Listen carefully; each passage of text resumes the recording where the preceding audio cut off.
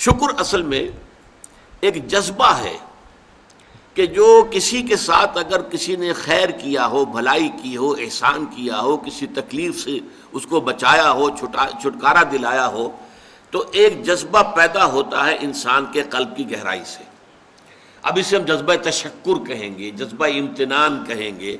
یہ قلب کی گہرائی سے ابھرتا ہے اور پھر زبان پر بھی آتا ہے. آپ کا شکریہ، میں آپ کا شکریہ ادا کرتا ہوں. یہ شکر جو ہے در حقیقت یہ فطرت کی صحت کی علامت ہے.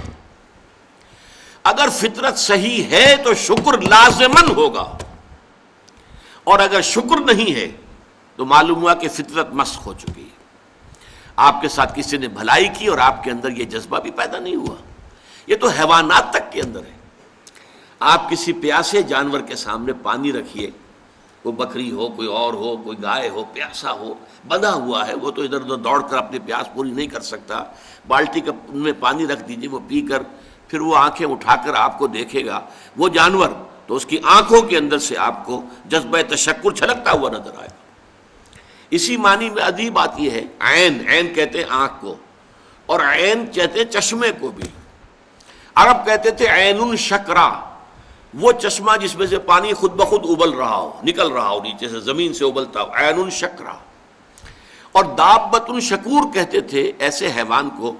آپ کے ہاں کو گائے ہے، بھینس ہے، بندھی ہوئی ہے، آپ اس کی ٹہل سیوا کر رہے ہیں، اچھی خوراک دے رہے ہیں، غذا دے رہے ہیں، نہلاتے بھی ہیں گائے بھینس کو، تو پھر اس کا ظہور اس کے بدن پر ہونا چاہیے، اس میں فربہی آنی چاہیے.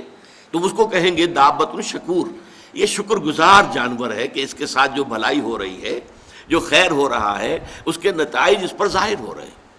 تو یہ فطرت کی در حقیقت صحت کی علامت ہے. ایک پرانی کہانی آپ نے بھی بچپن میں پڑھی ہوگی کہ ایک غلام کہیں بھاگا ہوا تھا اور اسے راستے میں ایک جگہ اس نے دیکھا ایک شیر پڑا ہوا کراہ رہا ہے، اور اس کو شدید تکلیف تھی. اس کے پاؤں میں ایک کانٹا چبھا ہوا تھا. ظاہر بات ہے شیر نہیں نکال سکتا تھا اس کو. اس غلام نے اس کا کانٹا نکال دیا. اس شیر نے صرف اسے سونگھا اور چلا گیا. اس کے بعد وہ غلام پکڑا گیا، اور جیسے کہ ہوتا تھا رومن اور گریک دور میں کہ بھاگا ہوا غلام جب پکڑا جاتا تھا تو پھر شیروں سے پھڑواتے تھے اس کو. ان کے جو بڑے وہ ہوتے تھے، یہ اسٹیڈیمز بنے ہوئے ہوتے تھے، اس میں آ کر جو ہے اس غلام کو چھوڑ دیا، اور پھر بھوکا شیر جو ہے وہ پنجرے میں سے نکالا تاکہ وہ اس کو بھموڑے اور ختم کرے. تو اس نوجوان کو، اس غلام کو بھی پھینکا گیا. اس کے بعد جو شیر کا پنجرا کھولا تو شیر آیا، اس نے سونگا اور اس کو چھوڑ کر علیحدہ بیٹھ گیا. لوگ حیران ہوئے. معلوم ہوا یہ وہی شیر تھا کہ جس کے پاؤں سے کانٹا نکالا تھا اس غلام نے، جبکہ وہ بھاگا پھر رہا تھا، چھپتا پھر رہا تھا جنگلوں میں. بہرحال یہ شے سمجھ لیجئے کہ شکر جو ہے در حقیقت یہ فطرت کی صحت کی علامت ہے. یہاں تک فرمایا حضور نے من لم یشکر الناس لا یشکر اللہ. یہ شکر ایسی شے ہے جو انسانوں کا شکر گزار نہیں ہے، وہ کبھی اللہ کا شکر گزار بھی نہیں ہو سکتا. فطرت مسخ ہو چکی ہے. کسی نے آپ کے ساتھ بھلائی کی اور آپ کے اندر سے وہ جذبہ تشکر ابھرا ہی نہیں، معلوم ہوا فطرت کے سوتے خشک ہو چکے ہیں. وہ کنواں جس کے اندر لانے والے پانی کے سوتے خشک ہو چکے ہیں، پانی کہاں رہے گا اس میں؟ تو خالی کنواں ہے. تو تمہاری بھی فطرت جو ہے خالی ہو چکی ہے، اور تمہارے اندر وہ جو جذبہ تشکر موجود نہیں ہے، تو گویا کہ فطرت کے سوتے خشک ہو چکے. اب اصل بات کیا ہے اس فطرت کے بعد؟ اصل منعم کو پہچاننا. اب دیکھیے اس کو بھی ذرا غور سے سنیے میری بات کو. بچپن میں ہر بچہ یہ سمجھتا ہے کہ میرے حفاظت کرنے والے، میری ضروریات پوری کرنے والے، میری تکلیف پر تڑپ اٹھنے والے میرے والدین ہیں. اس سے آگے کا اسے بھی پتہ نہیں ہے، احساس نہیں ہے. لہذا جذبہ شکر جو ہے وہ والدین کی ذات کے ساتھ مرتکز ہو جاتا ہے. اس سے ذرا آگے بڑھا، معلوم نہیں میرا کنبہ ہے، میرے چچا ہیں، میرے ماموں ہیں، میرے فلاں ہیں، میرے قرب قبیلے کے لوگ ہیں، میری قوم ہے، میرا وطن ہے. یہ سب در حقیقت میرے محافظ بھی ہیں، میرے مددگار بھی ہیں، اور میری ضرورتیں پوری کرتے ہیں. یہ جذبہ تشکر اب پھیل رہا ہے والدین سے، اپنے خاندان، قبیلے، قوم. اس کے بعد محسوس ہوتا ہے، یہ سائنس کی انتہا ہے کہ یہ سارے عناصر فطرت مجھے پال رہے ہیں. سورج کی حرارت نہ ہو تو فصلیں کیسے پکیں؟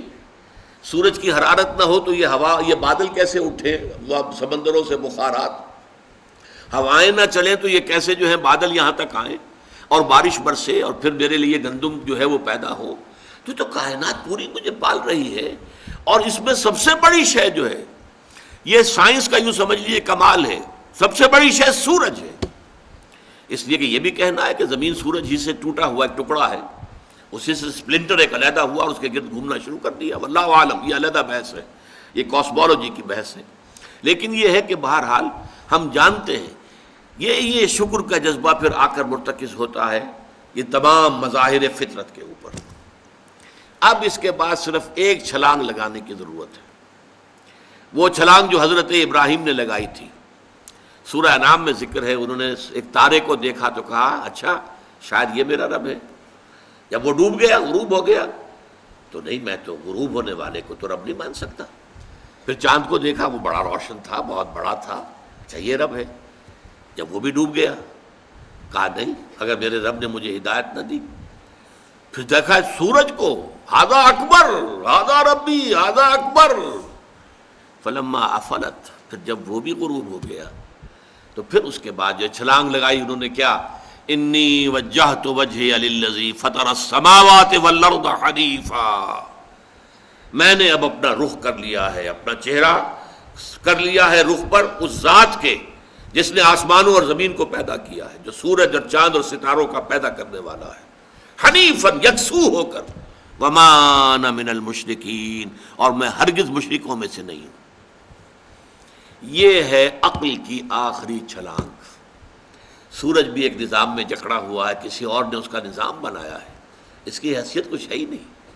اس پوری کائنات کی وسعت اور پہنائی میں یہ جو خورشید منور ہے، یہ کیا ہے؟ یہ ایک ذرے کے مانند ہے، پوری کائنات کی ہے. Billions and billions of galaxies, اور ہر گیلیکسیز میں بلینز اور بلینز آف سٹارز. اندازہ تو کیجئے، اس کی وسعت کا کوئی تصور ممکن ہے؟ انسان کو چکر آتا ہے. یہ تمام جو ہے اعداد و شمار جو یہ آتے ہیں ہمارے سامنے ایسٹرونومی میں، چکر آتا ہے. سورج کی کیا حیثیت ہے؟ ہاں ایک ہستی ہے کہ جس نے ان سب کو جکڑا ہوا ہے، جس کے نظام میں ہے، جس کے قانون کے اندر یہ جکڑے ہوئے ہیں. بے حسبان، یہ ایک حساب کے ساتھ چل رہے ہیں، اور حساب کسی نے معین کیا ہوا ہے. یہ ہے در حقیقت عقل کا کام. یعنی فطرت کی سلامتی، جذبہ تشکر. شکر کس کا؟ سب سے بڑی بات اللہ کا شکر. ایک بات اور نوٹ کر لیجئے، یہی جذبہ تشکر ہے جو پھر عبادت کی شکل اختیار کرتا ہے. دیکھیے شکر، آپ کے ساتھ کسی نے بھلائی کی، آپ کی فطرت کا تقاضا نمبر ایک یہ کہ اس کا شکریہ ادا کریں. نمبر دو یہ کہ آپ بھی کوشش کریں کہ کوئی میں بھی اس کی خدمت کروں، کو میں اس کو بدلہ دوں. هل جزاء الاحسان الا الاحسان، بھلائی کا بدلہ سوائے بھلائی کے اور کیا ہو سکتا ہے؟ لیکن فرض کیجئے کہ وہ ہستی اتنی بلند و بالا ہو، والدین کی آپ کچھ نہ کچھ خدمت کر کے، کچھ کسی درجے میں جو انہوں نے بچپن میں پالا پوسا تھا، کسی درجے میں آپ اس کا جواب، اس کا بدلہ دے سکتے ہیں. بڑھاپے میں یہ ہے کہ انہیں فلا تقل لہما اف ولا تنہرہما، انہیں اف تک نہ کہا جائے، انہیں جھڑکا نہ جائے، ان کی اطاعت کی جائے، ان کی فرما برداری کی جائے. ہاں ناحق بات میں ان کی بات نہیں ماننی ہے، شرک پہ مجبور کریں تو ان کو نہیں ماننا، ان کے حکم کو، لیکن باقی یہ اور چیزوں کے اندر ماننا ہے. تو یہ سارا معاملہ یہ کسی نہ کسی درجے میں آپ نے اسے بدلہ دے دیا اور جو بھی ہے. لیکن جہاں کہیں ایسی ہستی کا شکر ہے کہ جسے آپ کو بدلہ دے ہی نہیں سکتے، سورج کو کیا بدلہ دیں گے، وہاں یہی جذبہ تشکر جو ہے جذبہ عبادت میں ڈھل جاتا ہے. ہاتھ جوڑ کے کھڑے ہو گئے سورج کے سامنے، ڈنڈوت کر رہے ہیں، سجدہ کر رہے ہیں. یہ کیا ہے، کیوں ہے؟ یہ وہی جذبہ تشکر ہے کہ اس سورج ہی سے ہمارا سارا نظام چل رہا ہے، میرا پورا وجود یہ در حقیقت اسی کے ذریعے سے اس کی ساری ضرورتیں اور سارے تقاضے پورے ہو رہے ہیں. یہی جذبہ تشکر ہے جو جذبہ عبادت کی شکل اختیار کرتا ہے. اور جب جذبہ تشکر صحیح جگہ جا کر لگ گیا، یعنی جیسے کہ میں مثال بارہا دیتا رہا ہوں کہ اگر آپ کو کسی اونچی فصیل پر چڑھنا ہے اور آپ کے پاس جو ہے وہ ایک کمند ہے، تو پہلے کمند کو آپ پھینکیں گے اونچا، آپ کے بازو میں طاقت ہونی چاہیے. اگر بازو میں طاقت ہی نہیں ہے تو کمند کہیں قریب ہی جا کے اٹک گئی تو جہاں تک وہ اٹکی ہے وہیں تک چڑھ سکتے ہیں نا، اس سے آگے تو نہیں جا سکتے. تو کمند کو پہنچانا ہے پہلے اونچائی تک.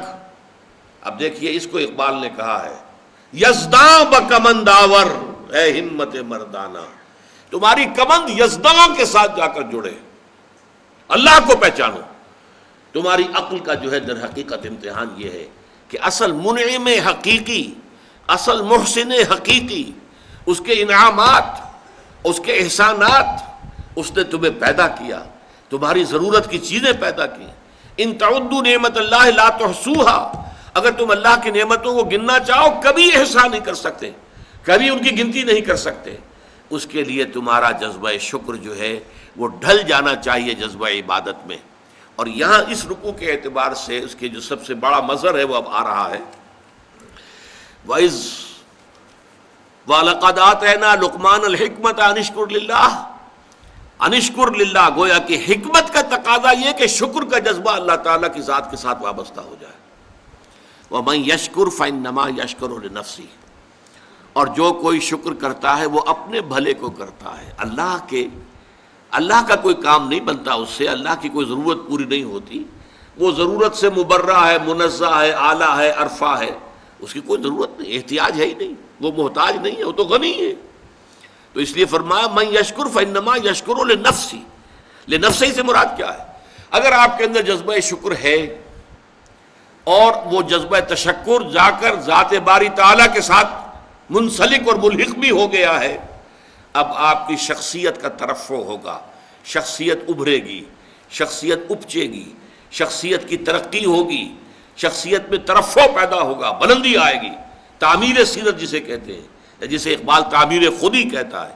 صحیح معنی میں واقعتاً آپ ایک ایسے انسان بن سکیں گے کہ جن کے بارے میں قرآن نے کہا ہے کہ وَلَقَدْ خَلَقْنَا الْإِنسَانَ فِي أَحْسَنِ تَقْوِيمٍ، ہم نے انسان کو بہترین حساب پر پیدا کیا۔ وہ انسان بننے کے لیے ضروری ہے کہ آپ کی فطرت سلیم ہو اور عقل سلیم۔ فطرت سلیمہ جذبہ تشکر موجود ہو، عقل سلیم اصل محسن کو پہچان لے، اصل منعم کو پہچان لے، اور یہ منسلک ہو جائے پہ جذبہ تشکر ذات باری تعالیٰ کے ساتھ، تو اس کا بھلا تمہیں کو پہنچے گا، تمہاری شخصیت کی تعمیر ہوگی، تمہاری خودی جو ہے وہ پختہ ہوگی، مضبوط ہوگی، تمہاری اپنی سیرت و کردار جو ہے اس کی نشو و نما ہوگی۔ وَمَنْ يَشْكُرْ فَإِنَّمَا يَشْكُرُ لِنَفْسِهِ وَمَنْ كَفَرَ، اور جو کفر کرے فَإِنَّ اللَّهَ غَنِيٌّ حَمِيدٌ، تو اللہ تو غنی ہے اور حمید ہے۔